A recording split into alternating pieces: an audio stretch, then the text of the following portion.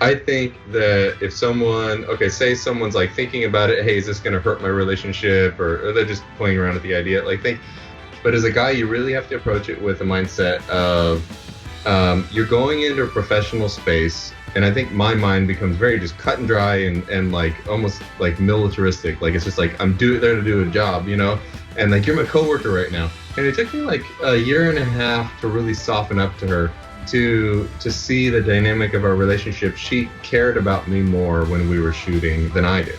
I looked at her a lot like a coworker. Well, you've got responsibilities and I've got responsibilities. I can't be mindful of what you got in your plate. You got to freaking take care of that because I got my own stuff. And it sounds rough, but in some ways I was a bit like that, even though I didn't see that. So it really took a lot for me because this will affect your couples. This will affect your edit. This will affect how you shoot. This will affect everything. What's up, everyone? Welcome to Let's Get Creative podcast, and I'm your host, Yin Chong from Yin Chong Videos. Today, I'm very happy to be able to invite Foolishly Rushing In.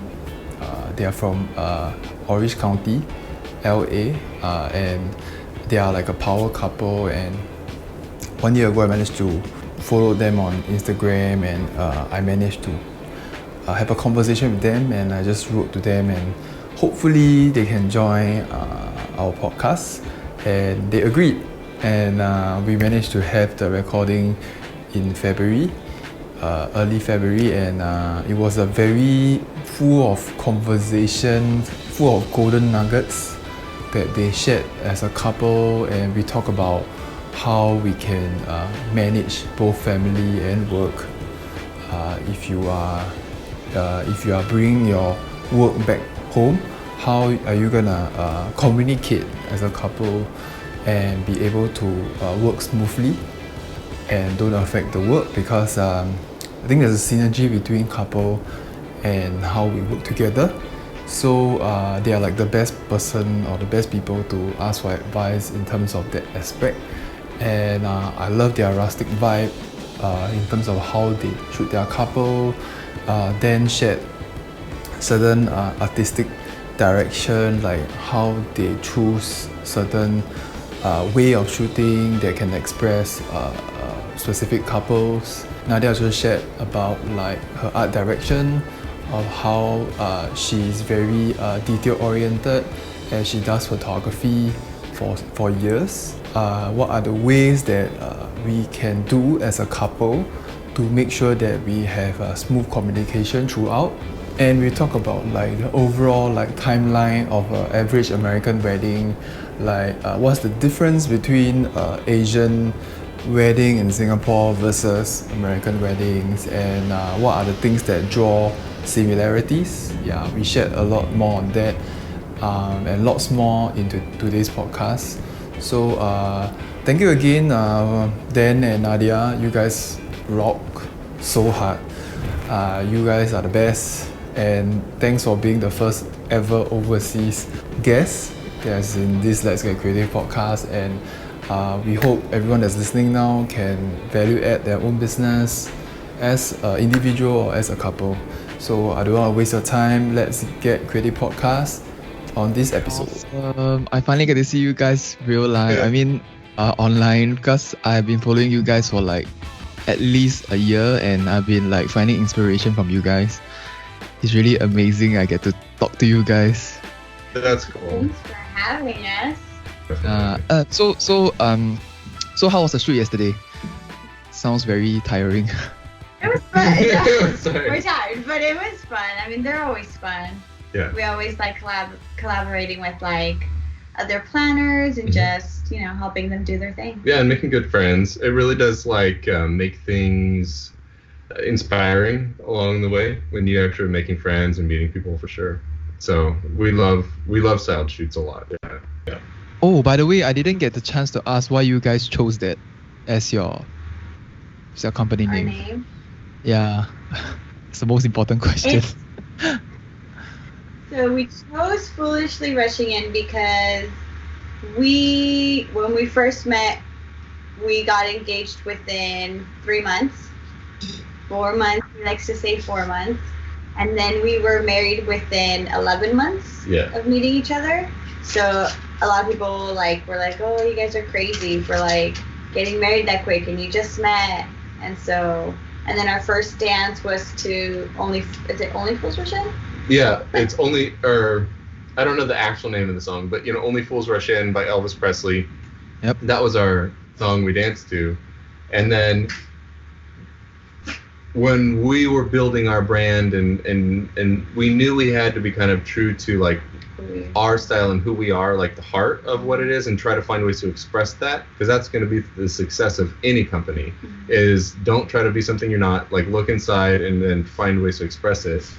So when we were looking at that, like the thing that is always going to be true is we are going to be attracting couples like us, and we're going to be expressing our art in a certain way, and it's always like people that are just kind of crazy in love with each other, enough to kind of rush into a fool's rush. And like it's people that have been together for 9 years, people that have been together for 15 years, but there's something about it. They're just like, they love this person, they are in love, it's not this like next production step. Yeah Cool, so cool. foolishly rushing in. Yeah. Nice. Elvis Presley. I wanted to kind of like ask, how is your 2020 looking like? Like how many weddings are you taking this year, and the overall plan of growing the company? So for 2020, right now, we've been saying that we only want to shoot 25 weddings. And then we have a team as well that shoots for us.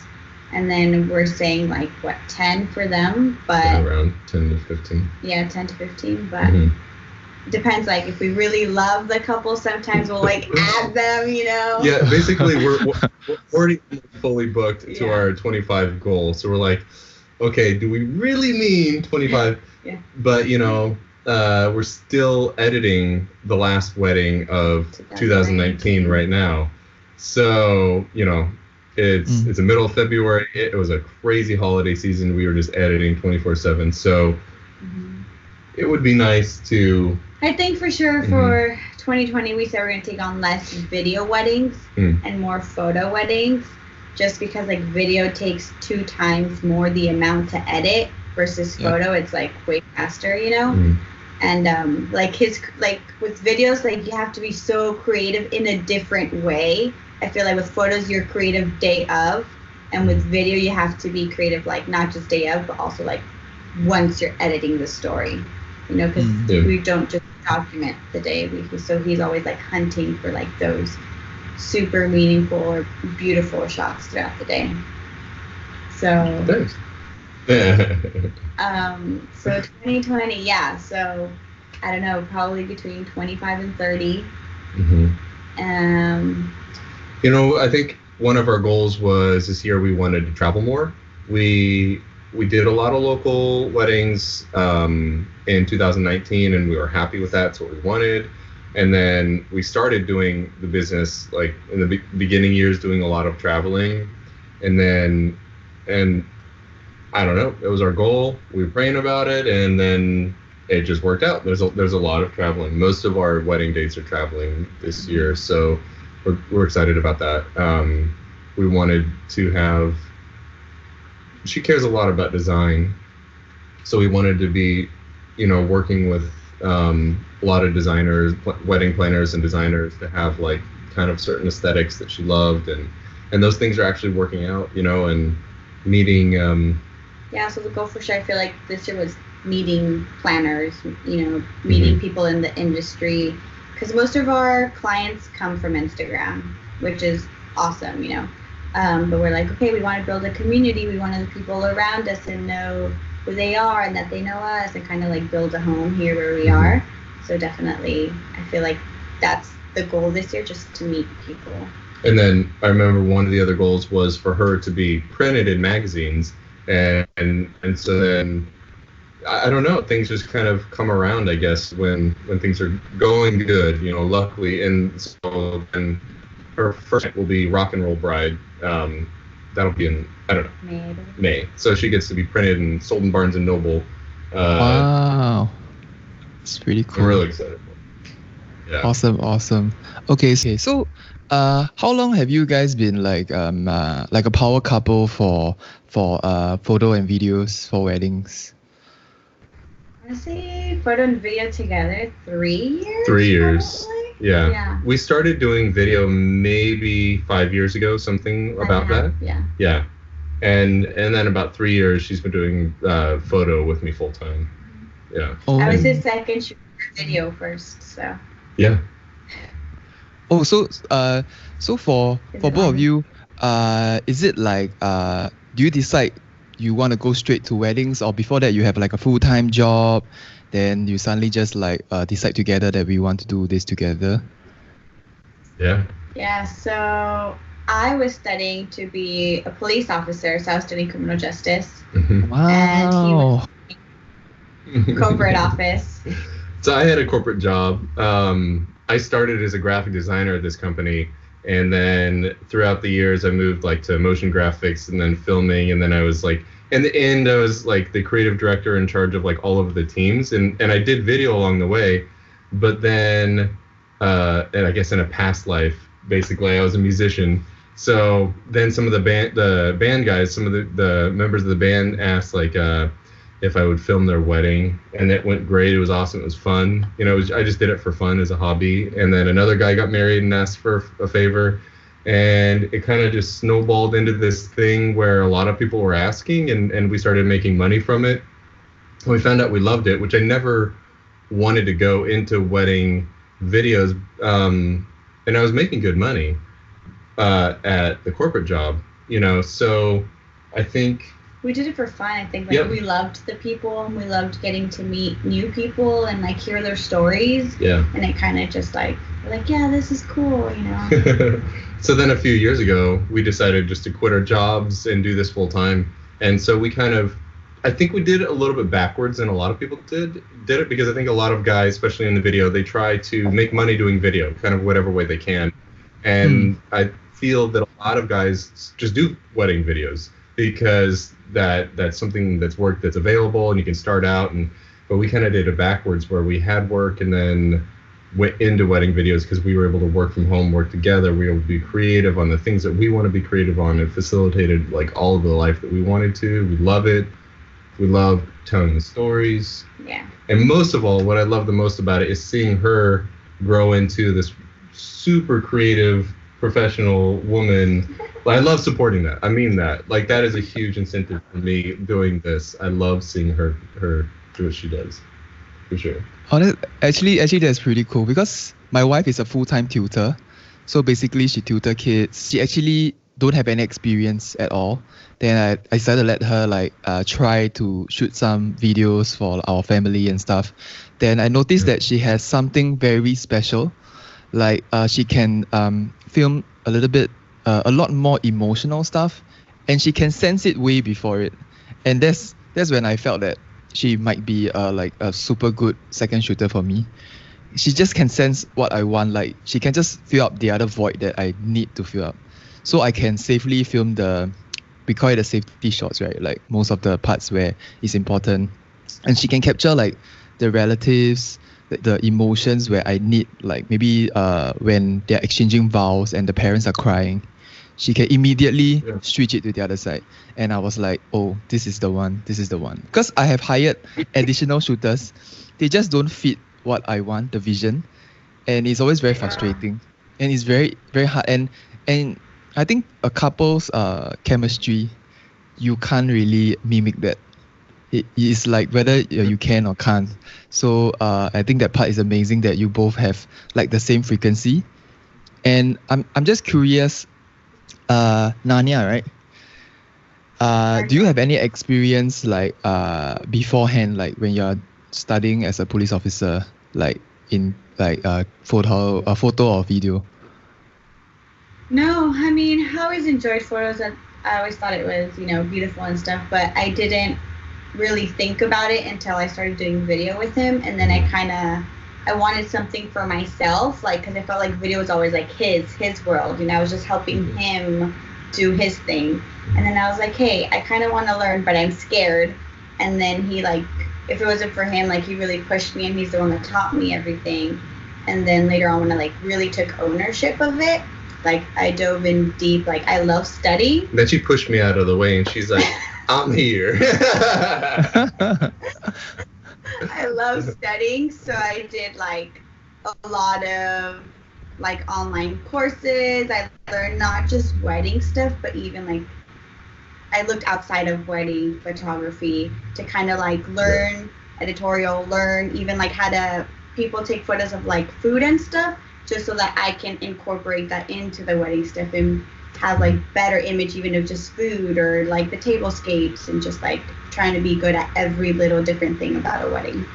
I think that for me, that was the thing that, I mean, she always had an eye for a frame, and like you were talking about with your wife, she had like this kind of, she could intuitively understand like emotions. Although I think you pick up on the energy that the couple's giving. Like, are they done with the shoot, or they have more energy to give, or she can tell where that they are out more. But she had this intuitive sense of art and the background and just simplicity and making things like she sees the world just very black and white, very just like it is what it is. And I see all these options, right? So that kind of clouds my view of like decisions in the moment, how to direct a couple. Decisions in the moment, like what direction should we be shooting? Like a lot of different things, and she sees it one way, and this is it, and it's just a very simple, like clean and pure decision for her, and it's good.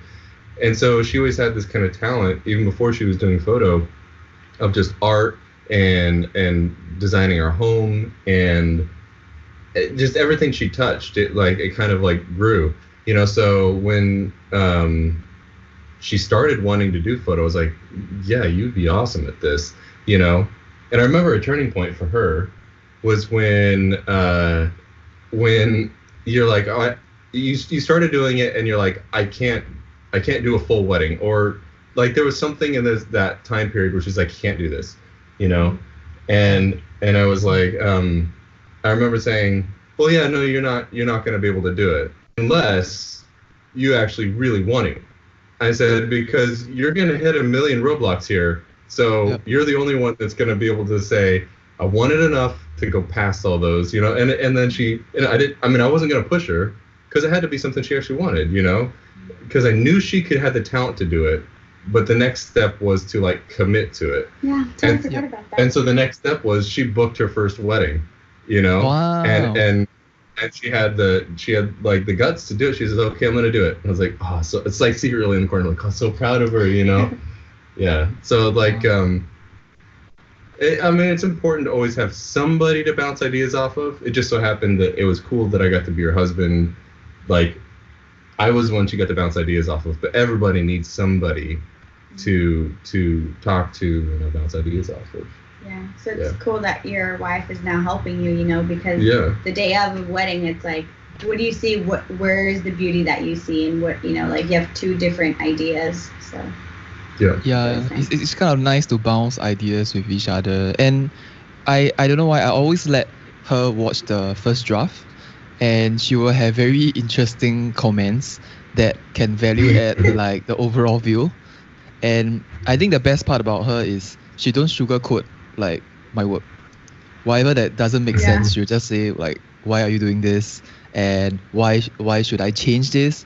And sometimes it can be like a slap in the face, but it's a kind of like a wake up call. Then because as a creator, we are so engrossed into like a certain vision that because she's the same age as most of the brides. So if she says something that is gonna be very meaningful, the bride will definitely have the same vibe as her. So I think that is also one of the pros. Like having a guy shooting a wedding and having a girl shooting a wedding, I think the perspective is very, very different. So maybe you can both of you can kind of describe what is your style when you're shooting wedding. How do you describe your style if someone asks you like, can you paint us a picture of like, what is your vibe towards weddings? We have very different answers to this. What's your answer? Well, we have very different styles, which I think, to preface, I think it's really cool the way that we complement each other and the product that's handed to the couple at the very end. what do they have? They have your photos, they have the video. They both tell a very different story, not only because one's still, one's moving. You know, they tell different parts of the emotion, but like, well, you say what you want to say about your photos and what you hunt for in your creativity, but they work hand in hand, and it's a complete picture, seeing things the way they are, very aesthetically beautiful, and then seeing things maybe the way they felt, you know? Mm-hmm. It's like a balance. Yeah. Do you want to answer this question? But vibe-wise, my vibe, I don't know. I feel like mine's like chill bride, but with the hint of fashion. And I don't know. And people ask, and I was like, I don't know. What do you guys think? Because I think you guys have a very to me it feels like a very rustic vibe, and in Singapore it not a lot of couples understands that, so they are usually going to the more traditional church, a little bit of Chinese kind of a mix. So whenever I find inspiration, it's much easier to pluck ideas from you guys, because it breaks the normal cycle of how people shoot. And I notice you guys like set decors a lot, like the wedding, like the dining areas, where a lot of people actually missed out. Those are actually part of wedding, and I think that part is very interesting of how you guys approach it. Like, you really shoot it the way you shoot, like the whole dining area and everything. It feels like I'm like watching like a movie, or like I'm like watching through like a magazine cover. I think that really takes a lot of effort to really go to that level, so that actually the couples can appreciate all the small details. Because I think a lot of people is so engrossed with like the bride and the groom and all that part, but they missed out like the hotels or like the resort that they are in. And do you guys spend, how much time do you spend actually shooting like all these small little details on the actual day? I feel like with every little thing, I feel like it's a 30-minute window with everything. Like, details of the beginning of the day, 30 minutes, you know, because we literally split our time. It'll take me 15 minutes and then it'll take him 15 minutes. Like, we share the middle. Like, it's not just I'm the middle the whole time. It's like we share it. If she's putting on the dress, I block another 30 minutes for that, because I'll take 15, he'll take the other 15. If it's like reception details, you know, same 30 minutes in and out. It's probably less. It's not quite like double the time, but it is. We do a lot more time where, like, say if you take 15, I'll shoot alongside her, and then I'll go back through my list for the next 5 at least of what did I not get like centered, or her looking right at my camera or whatever, you know, or what worked well for her. Let's redo it for video type of thing, you know. And then also when he takes center, it forces me to do side stuff. It forces me to look for other things versus just what I see in front of me. So that's what that's the good thing too. Yeah, that's jumping ahead a bit, but I wish that more creatives, photo and video, met beforehand, collaborated beforehand, really tried to say, what are you going for? Like, you know, why did they hire us? You know, like, start with some common ground and say, let's do this as a team. Not like, let's make sure you get your stuff, let's make sure I get my stuff. But let's, you know, I mean, you're creating a product for the bride, whether you're partnering together or you're just separate vendors or whatever. But from me, for like the style, with that question, like, for me, I'm thinking more internally most of the time, so it's just natural for me.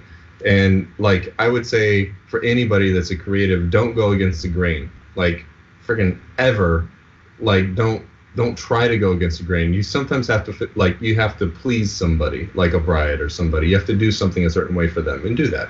But like, really think about yourself and like, how do you express yourself? And for me, I'm thinking about inside of my head a lot, how I feel or how does she feel. I rarely just take things the way they are. This is what happened.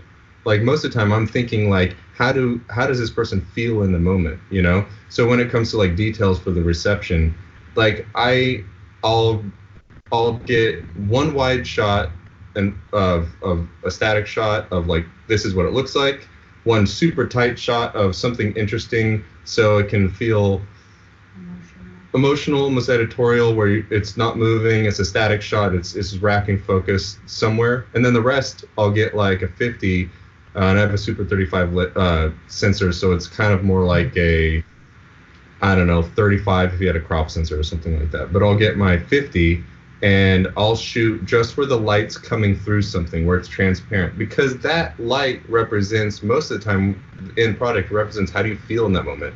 So the bride has already designed things the way that they want. They already put their touch into things. They've tried to tell their story through the tables, through the print, through the design. So I don't want to just look at it. I want to see the light, shoot that at the time when the light's good, not when the guests are there, but when the light's, you know, coming through and it's transparent and so when you're looking at it, you're kind of getting a sense of her style, but you're like, how does she feel in the day? What is she trying to express? What do they feel about each other? And it's so woven in with their story. But I feel like that's important because for us, we like to host people. We like people to come to our house. We like the idea of like creating a space where people can like flourish and find comfort, and that's what people are doing on their wedding. They're creating a space for all their guests to witness that. And so it's an expression, it's like an extension of their relationship. So like for us, I think that I'm thinking about how do they feel, and I'm trying to create shots and emotions that are more maybe organic, hopefully, and maybe more vintage. That's my style, what I like, version to show like how do they feel in the day, rather than this is what's happening, you know. So that's kind of like my thought. And I capture this as what's happening, and I have my second shooter concentrate on like the emotion of what's happening. Like let's say it's like you said, like starting the ceremony and your wife sees somebody crying, so she captures that. That's what my second shooter's doing too. You know, she's looking for those emotional times. So we have like a game plan too beforehand. But I will say about you, it is never plain. Even when she says I'm capturing the way what's happening, she's documenting. Her way of documenting is very minimalistic. So she's looking at the back of her frame, and it's the cleanest frame. Mm-hmm. And she's looking at it in an angle. She kind of intuitively moves to the right spot that is a clean, you can focus on. So she says she documents it, it's clean. But because the frame is so clean and the angle is right, your eyes go straight to the couple's face. And that's a really important thing for photos, where you've got to be able to make sure you framed it and you've composed it in a way where the focus goes straight to the emotion, even when it's a very simple shot. So that's not, you know, I can't do that. I have to shoot tight. I have to shoot weird angles. That's the way I see it. I can't shoot like that.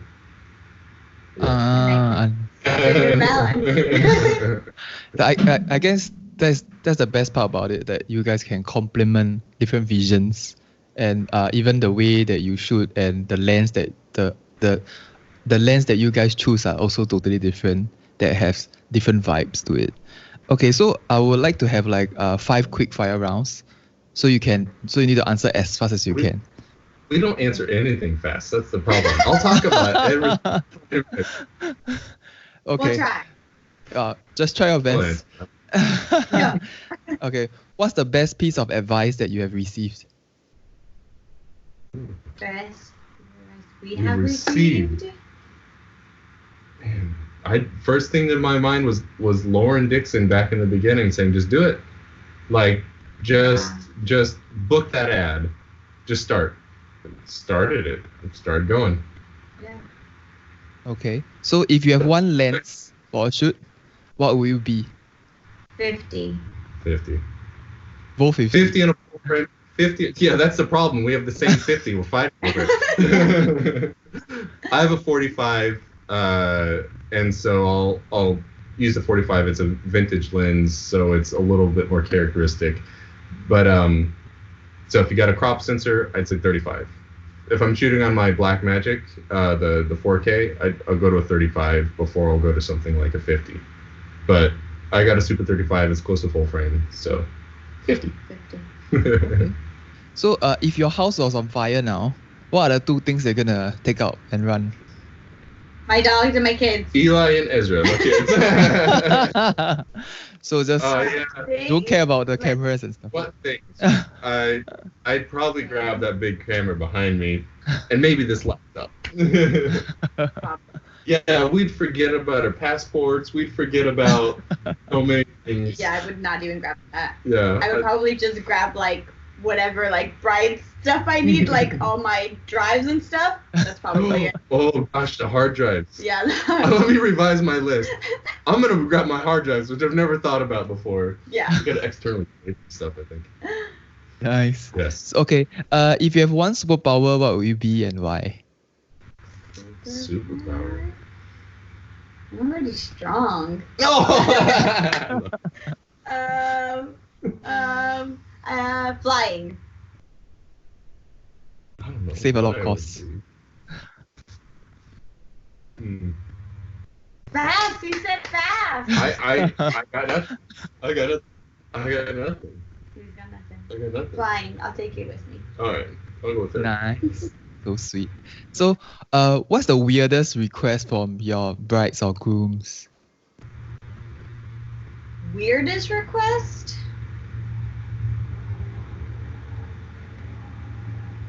I don't want to say it.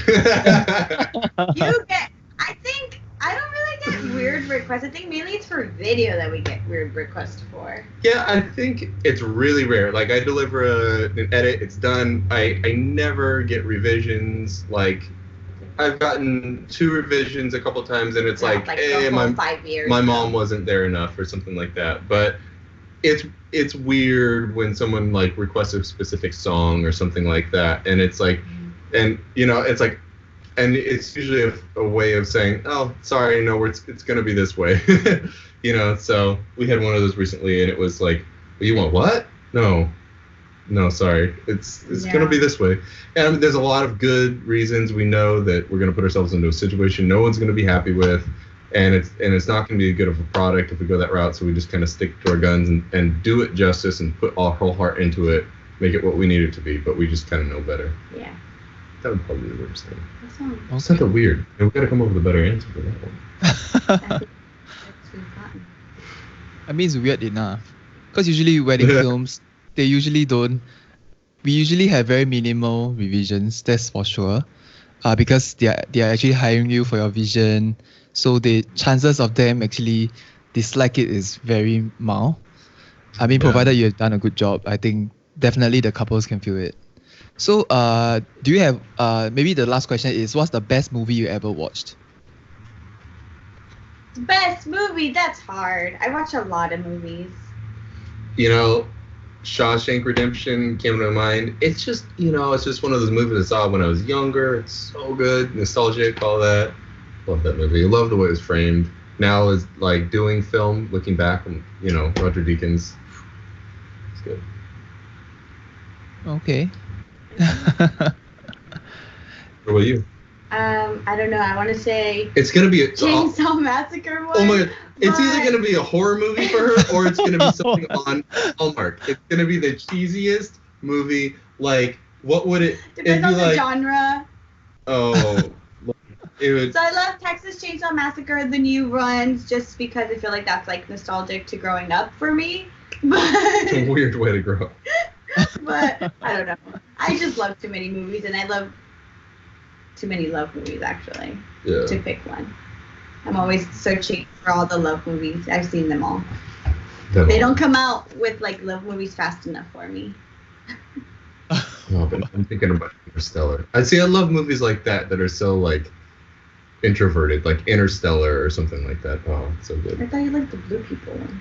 Blue People. Avatar, that one's good too. Blue People. The blue people. Okay, so we come to the main topic of the day. Yeah, sorry? Yeah. What's your favorite movie? What's my favorite movie? Oh, now I'm being interviewed. That's nice. I don't think I have, but I think Inception is one of them. Yeah. It have really like mind blown me like 5 times. For 5 times I've watched. Every time I watch, there's like a new thing that I've learned, because there's so much to cram in that 2-3 hours. It's impossible to just have it once. So I just keep watching it and like really like mind blown. Recently I watched Parasite. Yeah. It was, oh my god, it was so good. But, okay, what did you love about Parasite? What was it? Okay, I think is they are trying to showcase the rich and the poor, the very drastic difference, and they show it in different ways, like the top to bottom, like the rich is actually on top, like physically on top.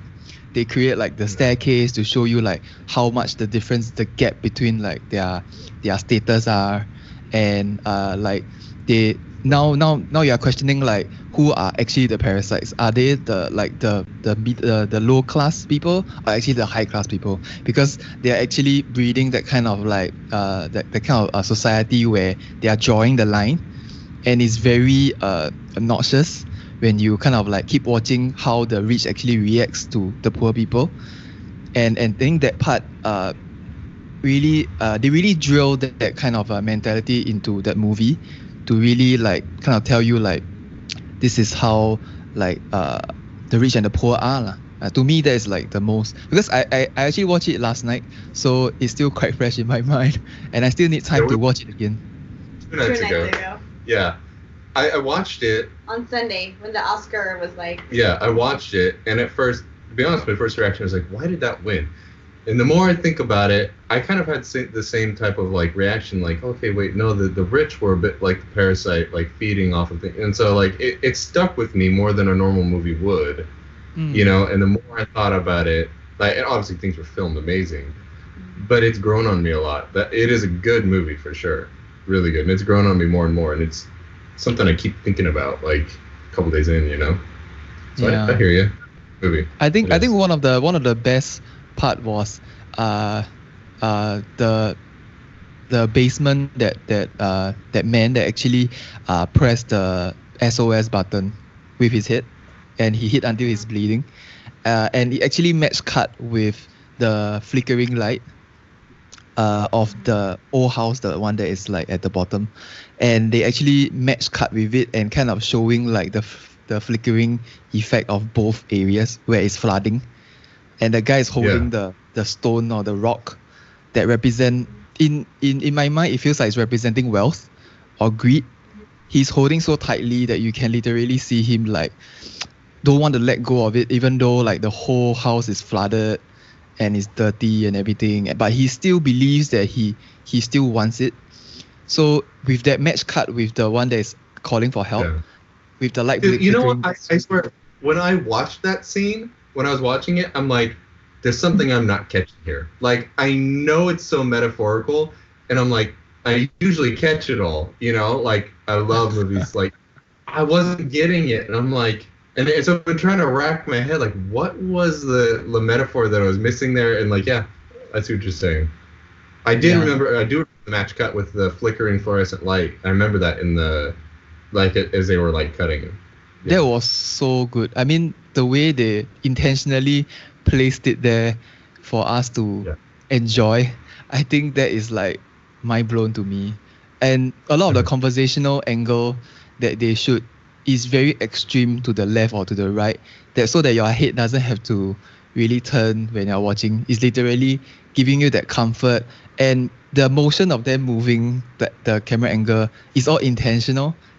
It's really feel like the director have really set that frame in mind, so that we can slowly travel how our eyes watches the frame. And I think that part really kudos to them. That's why I think they really earned that Oscar. It's really crazy. Yeah. Okay. Really cool. That was a little bit I'm dark. glad that I got to talk about it, because now his brain is thinking. I wanted to talk to somebody about it. I hadn't anybody to talk to about it yet, because no one my circle of friends had seen it yet, and then I was like, man, yeah. I think that's one of the shows that I watched. I think I would want to catch up the 1917. Is it 1917? So good. I haven't watched it yet, so no spoilers. No spoilers. Yeah. That movie just like feels different than anything you'd ever see. Yeah, it's good. Nice. Okay, I think we should start like the first like the main topic of the day. Like is like how you guys handles like family life and actually work because I believe you guys work in your own home, and everything is running concurrently with family and work. Maybe you can explain like what's your daily routine like? Then maybe from there I can just jump in. I bought a big dog cage and I locked the kids in that. What? No. So in the morning, we both like help each other get the boys ready for school, and then he'll go and take them to school. So what I do during that time is I answer all emails as fast as I can, because there's always so many emails. That takes sometimes like up to 3-4 hours a day just to answer emails. And then by the time he's back, like I'll make breakfast for us. He'll start editing, and then I'll start editing, and then we work until. Well, so we are two people that are very like kind of go with the flow in our own different ways, but we do go with the flow, kind of fluid in that way. So we have certain times when like, the boys need to be picked up, or the boys need to go to school, or 4 o'clock is homework time, or most of the time let's try to, at least 3 days a week have a planned meal and we're eating dinner together, and try to keep weekends as much as possible for the kids, and bring cupcakes home from weddings whenever we shoot a wedding for the kids, or a slice of cake. So there's things that are like always consistent, but a lot of the times it's a game of trying to really communicate with each other to help each other out, because I think that most of the time it's like, okay, what's on your plate right now? And she is now really aware of when I'm in a process of editing. There's certain times when I gotta go to a cave, and I'm like, I just got headphones on and I'm in my thing, and I can't be disturbed. Or then it's like 5 minutes could just be so productive that it's like 5 hours of time if it's just the right emotions or something. It's editing is so annoying, editing a video, And then there's times when she just really needs to have me take all things away from her so she can get through emails, or she can get through like a deadline, because she'll be shooting engagements. I don't deliver engagements. I wrap my engagements into the wedding film. She'll be shooting a wedding. She has to deliver sneak peeks. I don't deliver sneak peeks. So there's certain things where I have to take care of her. She takes care of me. So so then I feel like usually for like middle of the day, we take like 3 hours off to be with the boys, take care of them, and then their bedtime's at 7, and then we go back to work. And so usually during that time we'll edit more. We have FaceTime calls, stuff like that, or random stuff that we need to create or whatever. I think it is unique when you are a husband or wife team, because for us, and I wonder what it's like for you, we find ourselves, because she has her own thing that she's editing that's on her plate, her own responsibility, and so we're working together all the time. There's a bit of like a connection. There's a bit of like a frequency where we're understanding each other, and so we're okay with working a lot because we're still together. We're joking around. She's watching movies as she edits half the time, and I'm hearing it. We're joking around all the time. So there aren't that many date nights and stuff like that. We do them. But I feel like we do those like on our way to a wedding. Or when we're away. Or when we're, away from, like on a flight or whatever. Yeah. So what about... I feel like those are our date nights. I agree. Work. Yeah. Yeah, we talk about stuff in the car. Yeah. How does it work for you guys?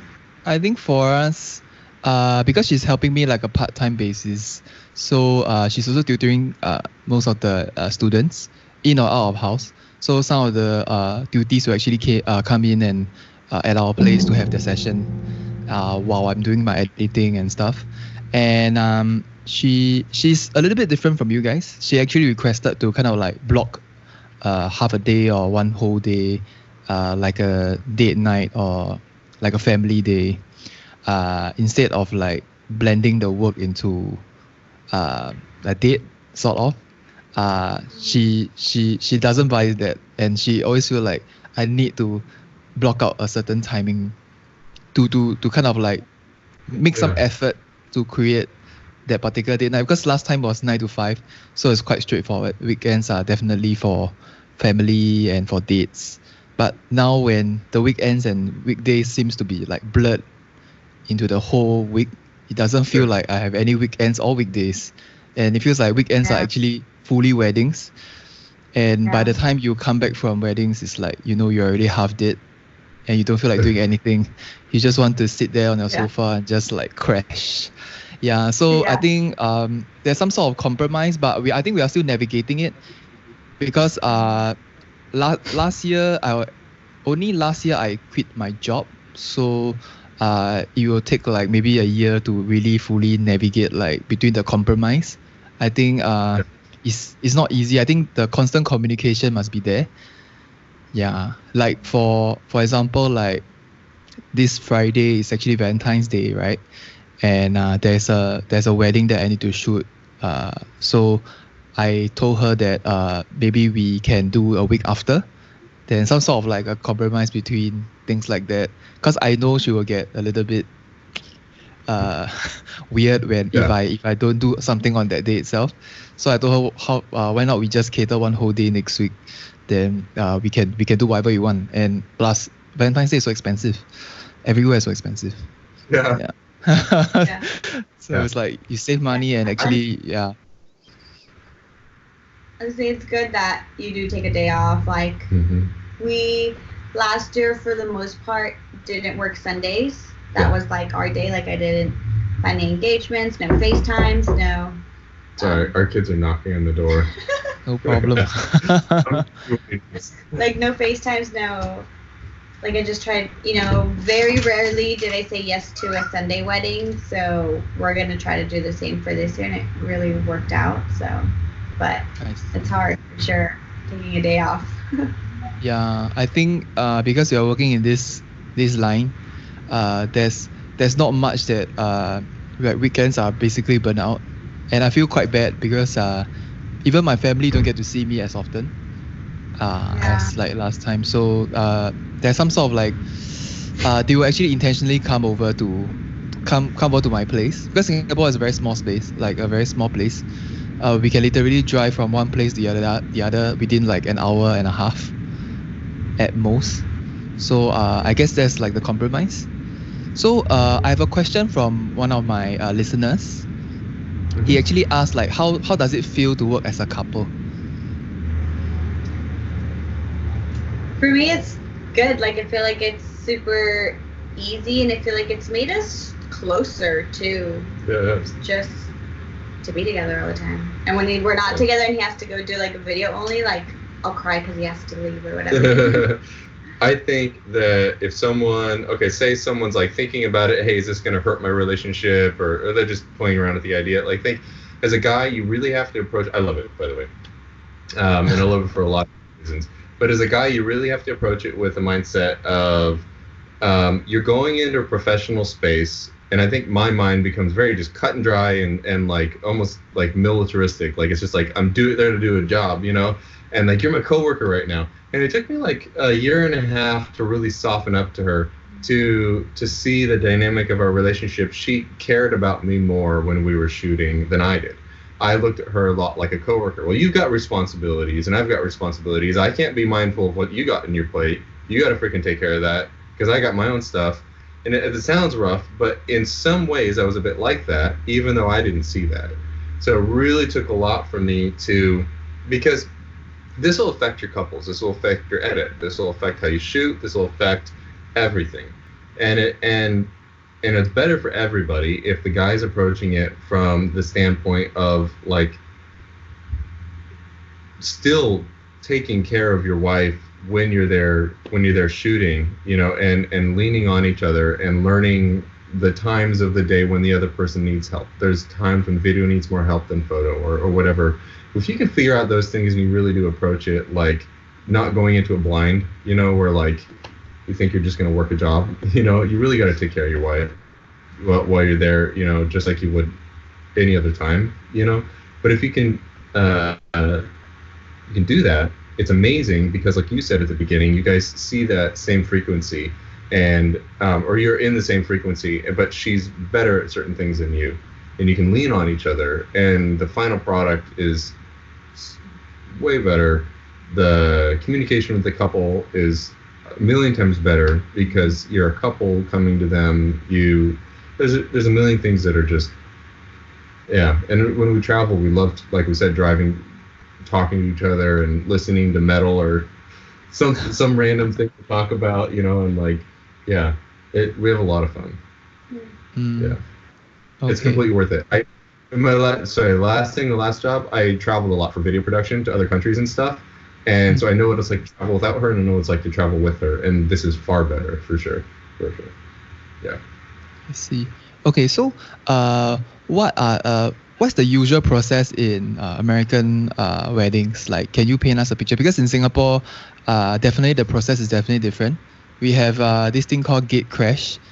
I'm not sure whether you guys actually know what's gate crash. Basically, it's just the groom and the groomsmen will come over to the bride's place to pick her up, and they will actually lock the front door, and they'll do a series of tests and obstacles, some sort of thing, to earn the bride, sort of, to earn the bride. And we have red envelopes. So it's more of like a gesture of like giving blessings, but in monetary form. Yeah. So they will have to pay that and do the obstacle. Then they can unveil the bride in their place, then pick her up to bring her to the guy's side. So we have the tea ceremony. Then we will actually give to both sides, that kind of thing. So for American version, what's the usual like timeline of the whole wedding like? Yeah, so we see a lot of that because a large part of our couples are Asian. They're from Thailand. They're from China. They're from Philippines. A lot of Philippines. So 80% of our couples are Asian.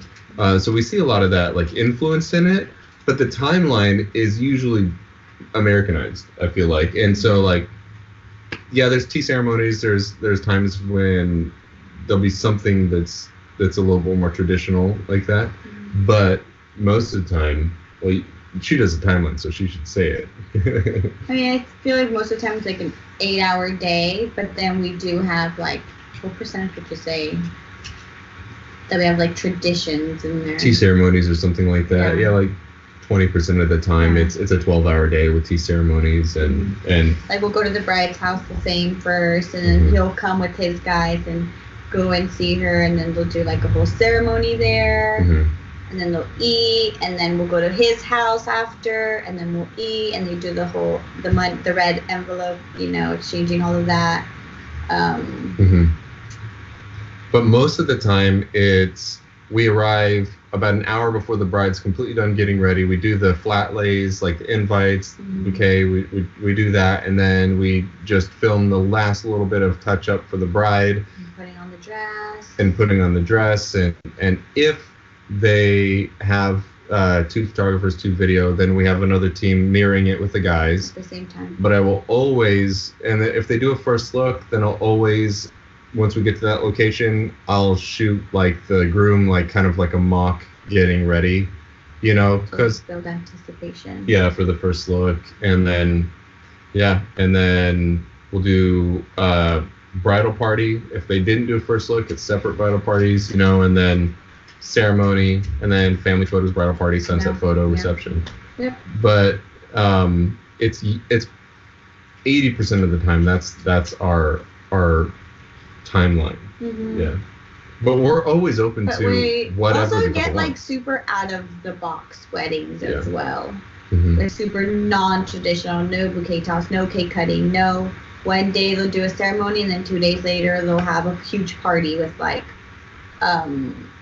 food trucks and stuff, so I feel like we get a range of different things. And I feel like a lot of couples nowadays are a lot more global. They're a lot more spread out. So they'll have already gotten married in China, or they're going to have a wedding in China, or something like that. So it's more of a reception, or so they'll people like Indian wedding, or there's people on the East Coast. There's a lot of brides last year that had already been married, or were doing multiple, getting married in multiple, like in Asia, and then New York, and then California. Yeah. So they'll have 3 weddings into like one huge video. So that always gets out of the box. Mm-hmm. Yeah. Okay. So which part of the wedding that you are most passionate about? Which part of the wedding day?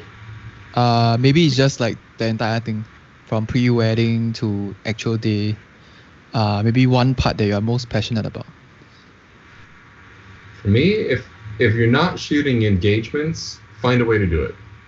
For me, the engagement shoot is what I'm most passionate about, because that's where the couple is like themselves, and I mix it in. Without the pressure of the family, without the pressure of the day, you know, because it's like such a huge event that they're stressed out or thinking about everybody else. So I'm mixing that footage in the wedding film. You know, sometimes it's a tiny bit, sometimes it's a lot, but that's just what I do. That's what I love. So for me, I love that. For me, I enjoy like the bridal party, when there's like crazy, when all the friends are just like letting them. I feel like that's when the couples are like really themselves, when they have their friends around and they just can be like goofy and silly and not think about us. I really enjoy that part. Nice. Okay. So I have another question from another guest. He actually asked like, what are the sources out there that's available for newcomers, up and coming newcomers that wants to join into this wedding industry? I feel like I do not know. A lot of times I would say like the steps for someone that is new is definitely find a friend, find somebody you can meet online, get a mentor, because it's so situational. It depends so much on your country, depends so much on your skill level, on your equipment, on a million things. So find someone that's like going to be able to actually speak into your life and give advice. I feel like an advice that they're like actually open to give. You know, that they just kind of want to put it all out there versus like, no, these are my secrets. I need to hold on to this, you know? Yeah.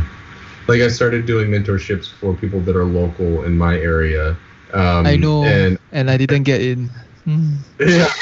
I would totally be open to doing something, but I wanted to start with local because I have a history of doing like brand identity. And so my brain just works that way. I look at a person, I talk to somebody, and I kind of get this intuitive feeling of like who they are, like what makes them different, and their way of expressing themselves and their art. And so I dive deep into what is in my concept, like what's the best version of their art, what's the best version of them, like how do I see them being truly themselves and finding the right couple, finding the right style, you know, and kind of pinpointing maybe different places where they're not quite hitting what they think they're hitting. Like as simple as like, yeah, if you shoot down eyeline, you know, look at this feeling you're getting versus just come right under eyeline or come at shoulder level, you know, with like certain lenses, like that's a completely different feeling. And I'm seeing you shoot down a lot and you're not noticing that. Like it's just small things sometimes that it's like, you know, tweaks that are like, that makes a big difference, you know what I mean? And a lot of times when you're starting, you're so caught up in all the different variables that you never get in the moment. You never shoot with your heart. So it's really just like trying to find a few different things to tweak, paint a picture for them, be a soundboard, and to be a mentor and give them some encouragement and like really help steer them into a place where the most important thing, in the moment when you're filming, you're actually able to be in the moment and film with your heart and not be thinking about all the logical things. You're able to really just see things, and that's the most important thing, like to find your intuition in the moment, you know? So definitely mentor. Definitely mentor. Like people, whoever you look up to. Yeah. Yeah. Be personal and try to make friends, you know, and it's the biggest help for sure. Yeah. Okay, so maybe you can. I have one more question from another listener. He actually asked, what's the end goal of like wedding photography and videography? Like, we can't be doing this for the rest of our lives, right? So, what's the ultimate goal for you guys towards the very end? Well, maybe you can tell us because we don't know. I guess for. I think, sorry, so go ahead. Go ahead. I was going to say, I think for me, like if we wanted a venue at one point, I feel like both of us, and then right now he kind of doesn't want a venue anymore. No. We haven't talked about this, but so I feel like similar to that last thing, you've got to kind of stay in your pocket in life and in the moment when you're shooting, right? And I was thinking a lot ahead towards the future. I was thinking about owning a venue. I was planning that out and things, and I personally have faith in God that like I trust the process I'm going through, and it may work out to my plans or may not, but I knew at that moment I was thinking ahead to the future too much, and I was not enjoying the present, and I was missing out on being the best that I could be in the moment. So I still want a venue. I still think that it would be fun to do that, but just as much as I didn't plan on coming into this business and it being as good as it is, I'm open to whatever other. I'm open to the process of like being surprised by. Cant's like a chameleon though. He's had so many jobs and is really good at whatever he does. So I feel like whatever he does is gonna be good. But I think that for other professionals though, finding a way to even build teams, if that's a natural thing. It was a natural for us to build a team, and see where that goes, or to save money and own a venue, or I think that you work hard in the moment and then opportunities will present itself. You know what I mean? I know there's a lot of us out there filming weddings and shooting weddings, so there's going to be a lot of us in 10 years trying to break into new markets, and that will be interesting because there's a lot of us. But I think there's going to be it's going to be. I mean, there is. Yeah. It's going to be a huge generation of people moving up into that, where we're going to be starting to question things at the same time. And so it will be interesting in the economy. But I think that there will be opportunity for us, and we need to work hard on our craft now and keep our eyes open to the future.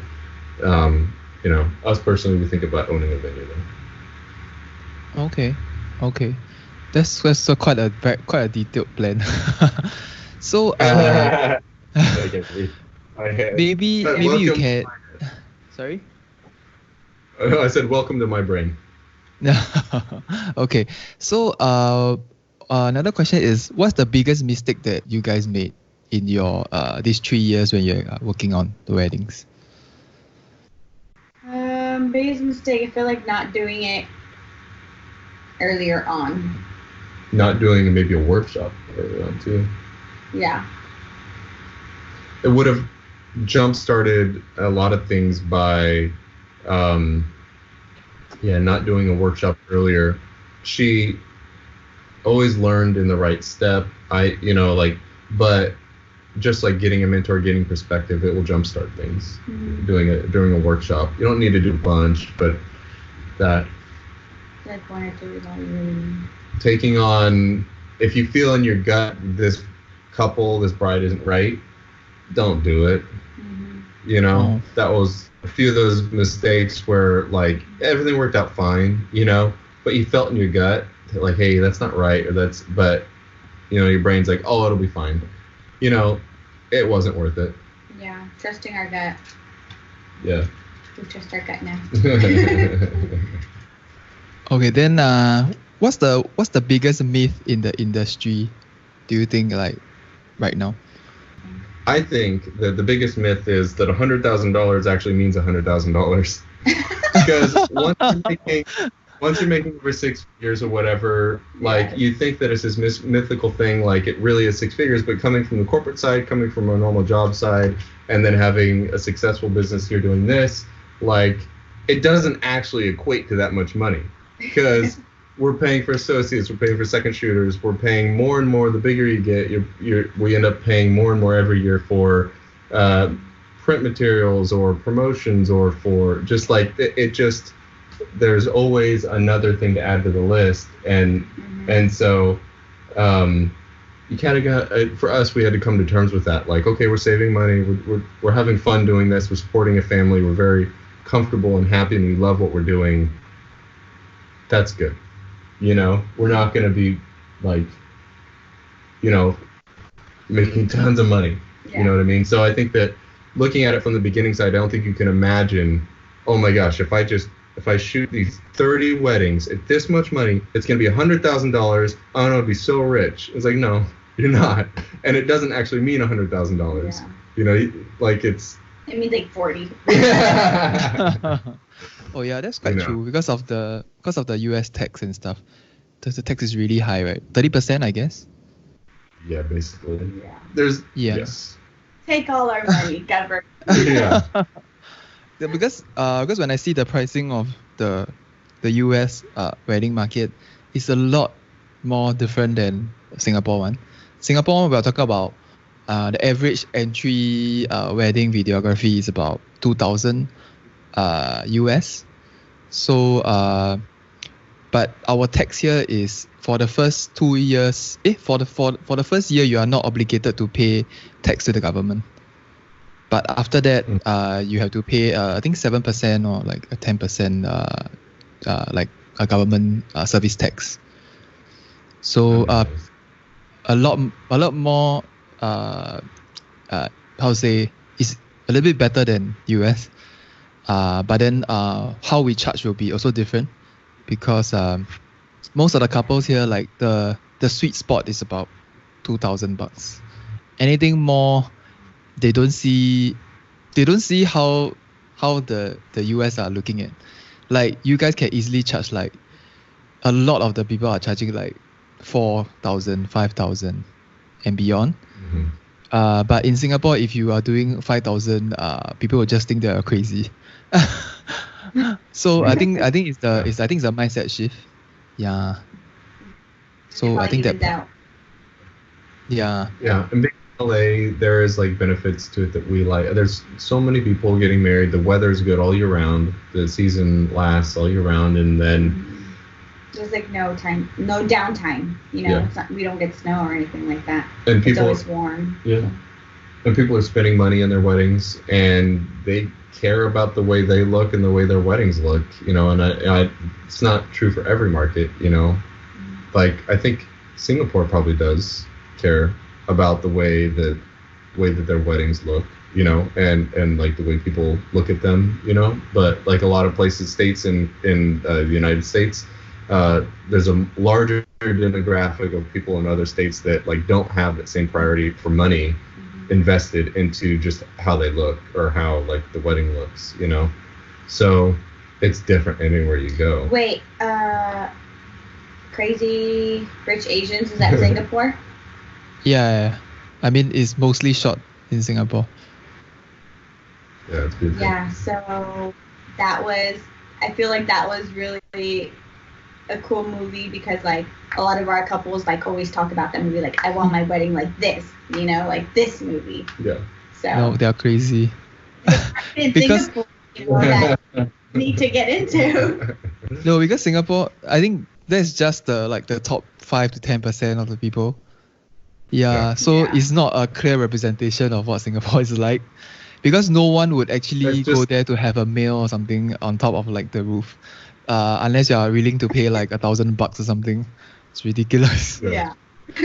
Yeah, there's a small percentage, a couple weddings a year where it's like someone that's somewhat famous or a movie producer or something like that, you know, that's like that, you know, that it's like that's a whole other different set of expectations. Yeah. So it's again same here. It's like 5% of the people. I see. Okay, so the last question is there anything our listeners can do like right now to improve their skill set, like to when they want to enter this industry, not just for weddings, but I think for corporate, for people that want to go into photography or videography, besides getting a mentor, that's for sure. Is there anything like they can do like right now? Because getting a mentor takes time, takes some sort of like chemistry and like, you know, have to find the right person. But what can they do in technical aspect or like? I say buying a good camera makes a big difference. Knowing how to actually use your camera, know what the settings are. Because I feel like a lot of people like say they're photographers and they don't even know how to use their settings. And starting out with 35, I think it's the best lens to like learn on because it's like such a safe lens. Yeah. On the photography side. Yeah, I mean, I think it's simple, like, or it's similar to like video, getting a decent enough camera that, depending on your style. For my style, it'd be more like a Blackmagic 4K because I like more of like a vintage analog look.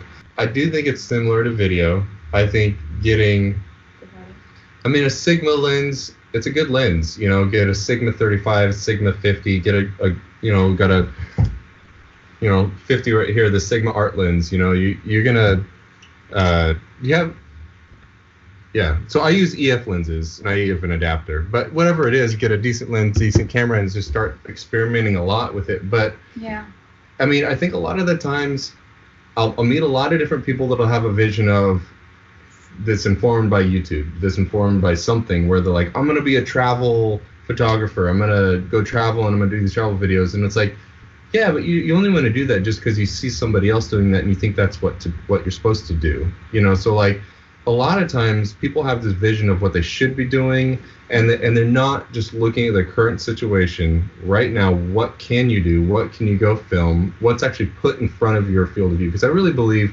whatever you believe in, God, the universe, whatever, it's putting it in front of your view.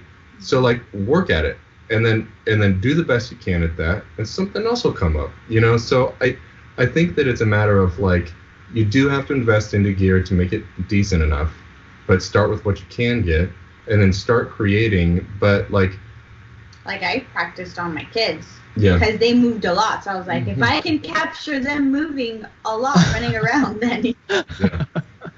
One of the first things I made was like a personal documentary, and I submitted it to like a film festival, and it was cool. It won the film festival, and then so my first project ever was I was doing motion graphics, and this company I was at, we had like basically a commercial that we had to produce. We had an agency come in and quote us at like $300,000 or something crazy, something that was just like a huge number, and it was like a brand identity and a lot of different things, but it included this commercial, and my boss, who was the VP, and I were sitting in his office, and we're like, no, let's do it ourselves. And so I hired a DP, and we rented a Red camera, and we traveled to a bunch of different countries and flew people in, and we made it ourselves. But from that experience of just like, look, this is a possibility. I'm going to believe that it's in front of me for a reason, so I'm going to do it. And I'm going to do it as good as I can and apply all of myself to it. And it's the next step. And it led to the next thing, led to the next thing. And I think that like, I feel like you can start small. Like you don't have to start with like the biggest thing that you want, you know? Yep. The thing in front of you that's the most exciting, ask yourself, is it the right thing? And then make that as big and as cool as possible and put your whole self into it. And then something else will come into your view. Yeah, I think that's a universal truth for anybody asking that question. Okay. Wow, that's really good nugget. Thank God I recorded this. So, how if people are interested in your work, right? Where can they find you? Is there an IG handle or like a website that people can refer to? Yeah, so that people can understand more about your style. Yeah, Instagram. Yeah, foolishly rushing in. So I think most of our connection with people, it's on Instagram, although we like do other things like Pinterest and Facebook and stuff. We're mostly on Instagram, and so that's Instagram.com, you know, foolishly rushing in. Okay, thank you so much, you guys. You have been like such a good sport, like sharing all your details and your nuggets and all the golden tips, especially for couples that are working together. It's very rare, at least for Singapore, it's very rare to have couples working together on a certain like project or even like a company.